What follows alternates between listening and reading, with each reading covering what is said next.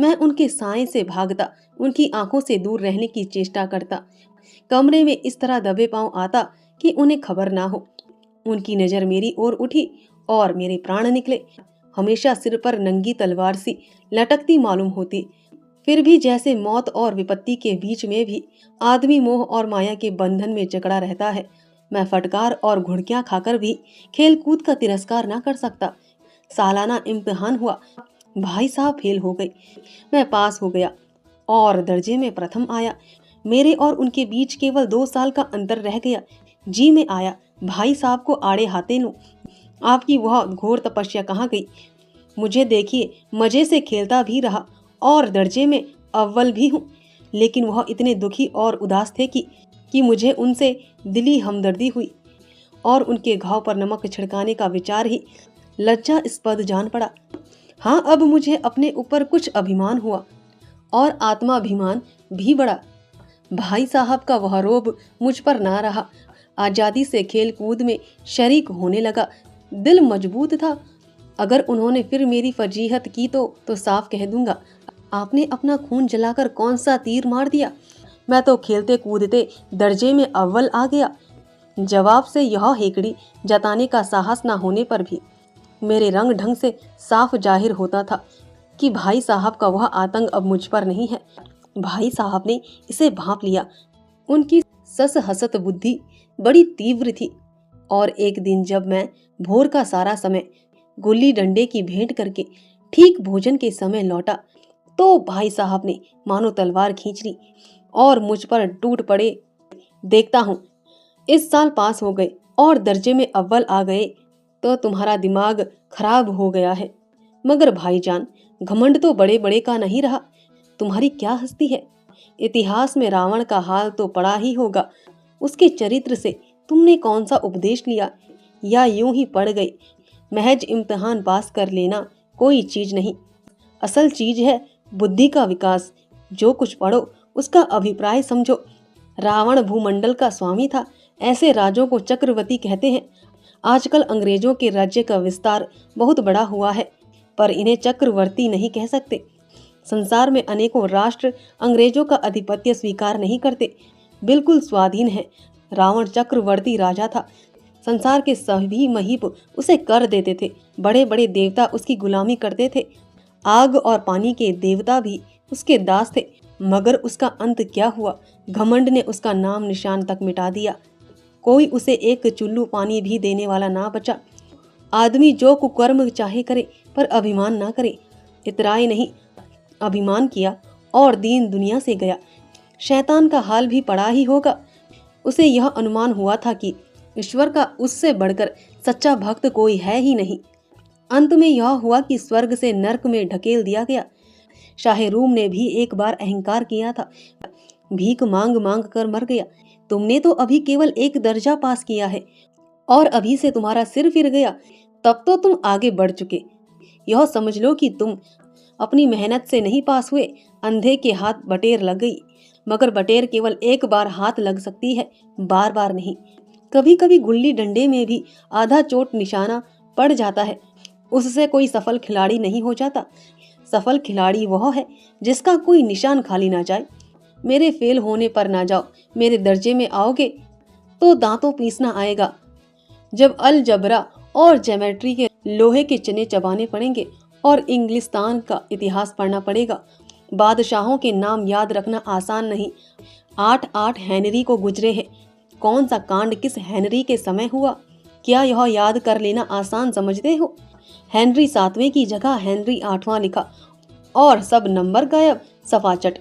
सिर्फ भी ना मिलेगा, सिर्फ भी हो किस ख्याल में? दर्जनों तो जेम्स हुए हैं, दर्जनों विलियम।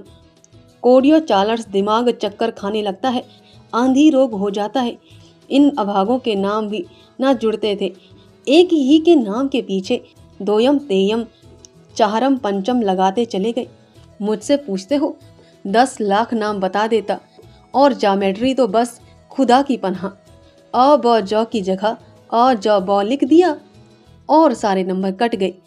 कोई इन निर्दयी मुमतहीनों से नहीं पूछता कि आखिर अ ब ज और अ ज ब में फर्क क्या है, और व्यर्थ की बात के लिए क्यों छात्रों का खून करते हो? दाल भात रोटी खाई या भात दाल रोटी खाई, इसमें क्या फर्क है? मगर इन परीक्षों को क्या परवाह, वह तो वही देखते हैं जो पुस्तक में लिखा है। चाहते हैं कि लड़के अक्षर रट डालें और इसी रटंत का नाम शिक्षा रख छोड़ा है। और आखिर इन बेसिर पैर की बातों के पढ़ने से क्या फायदा? इस रेखा पर वह लंब गिरा दो तो आधार लंब से दुगना होगा। पूछिए, इससे प्रयोजन 2 गुना नहीं 4 गुना हो जाए या आधा ही रहे मेरी बला से, लेकिन परीक्षा में पास होना है तो यह सब खुराफात याद करनी पड़ेगी। कह दिया समय की पाबंदी पर एक निबंध लिखो जो 4 पन्नों से कम न हो। अब आप कापी सामने खोलें, कलम हाथ में लिए उसके नाम को रोइए। कौन नहीं जानता कि समय की पाबंदी बहुत अच्छी बात है। इससे आदमी के जीवन में संयम आ जाता है, दूसरों का उस पर स्नेह होने लगता है और उसके कारोबार में उन्नति होती है। जरा सी बात पर 4 पन्ने कैसे लिखें? जो बात एक वाक्य में कही जा सके उसे 4 पन्ने में लिखने की जरूरत, मैं तो इसे हिमाकत समझता हूँ। यह तो समय की किफायत नहीं बल्कि उसका दुरुपयोग है कि व्यर्थ में किसी बात को ठूंस दिया। हम चाहते हैं आदमी को जो कुछ कहना हो चटपट कह दे और अपनी राह ले, मगर नहीं, आपको 4 पन्ने रंगने पड़ेंगे, चाहे जैसे लिखिए, और पन्ने भी पूरे फुल स्केप आकार के। यह छात्रों पर अत्याचार नहीं तो और क्या है? अनर्थ तो यह है कि कहा जाता है संक्षेप में लिखो। समय की पाबंदी पर संक्षेप में एक निबंध लिखो जो 4 पन्नों से कम ना हो। ठीक, संक्षेप में 4 पन्ने हुए नहीं, शायद 100-200 पन्ने लिखवाते। तेज भी दौड़िए और धीरे धीरे भी। है उल्टी बात यह नहीं, बालक भी इतनी सी बात समझ सकता है, लेकिन इन अध्यापकों को इतनी तमीज भी नहीं। उस पर दावा है कि हम अध्यापक हैं। मेरे दर्जे में आओगे लाला तो ये सारे पापड़ बेलने पड़ेंगे और तब आटे दाल का भाव मालूम होगा। इस दर्जे में अव्वल आ गए हो, वो जमीन पर पांव नहीं रखते। इसलिए मेरा कहना मानिए, लाख फेल हो गया हूँ लेकिन तुमसे बड़ा हूँ। संसार का मुझे तुमसे ज्यादा अनुभव है। जो कुछ करता हूँ उसे गिरहा बांधिए नहीं पछताएंगे। स्कूल का समय निकट था, नहीं ईश्वर जाने यह उपदेश माला कब समाप्त होगी। भोजन आज मुझे निस्वाद लग रहा था। जब पास होने पर यह तिरस्कार हो रहा है तो फेल हो जाने पर तो शायद प्राण ही ले लिए जाएं। भाई साहब ने अपने दर्जे की पढ़ाई का जो भयंकर चित्र खींचा था उसने मुझे भयभीत कर दिया। कैसे स्कूल छोड़कर घर नहीं भागा, यही ताज्जुब है। लेकिन इतने तिरस्कारों पर भी पुस्तकों में मेरी अरुचि ज्यों की त्यों बनी रही। खेल कूद का कोई अवसर हाथ से न जाने देता। पढ़ता भी था मगर बहुत कम, बस इतना कि रोज का टास्क पूरा हो जाए और दर्जे में जलील ना होना पड़े। अपने ऊपर जो विश्वास पैदा हुआ था वह फिर लुप्त हो गया और फिर चोरों का सा जीवन कटने लगा। फिर सालाना इम्तिहान हुआ और कुछ ऐसा संयोग हुआ कि मैं फिर पास हुआ और भाई साहब फिर फेल हो गए। मैंने बहुत मेहनत न की, न जाने कैसे दर्जे में अव्वल आ गया। मुझे खुद अचरज हुआ। भाई साहब ने प्राणांतक परिश्रम किया था, कोर्स का एक एक शब्द चाट गए थे। 10 बजे रात तक इधर, 4 बजे भोर से उभर, 6 से 9:30 तक स्कूल जाने से पहले मुद्रा कांतिहीन हो गई थी, मगर बेचारे फेल हो गई। मुझे उन पर दया आती थी। नतीजा सुनाया गया तो वह रो पड़े और मैं भी रोने लगा। अपने पास होने वाली खुशी आधी हो गई। मैं भी फेल हो गया होता तो भाई साहब को इतना दुख ना होता।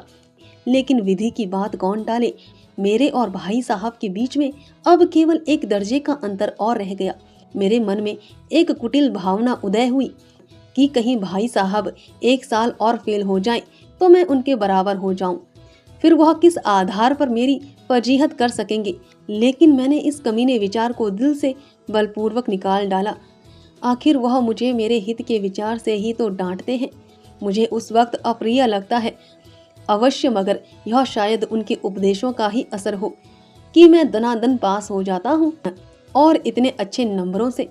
अब कि भाई साहब कई बार मुझे डांटने का अवसर पाकर भी उन्होंने धीरज से काम लिया।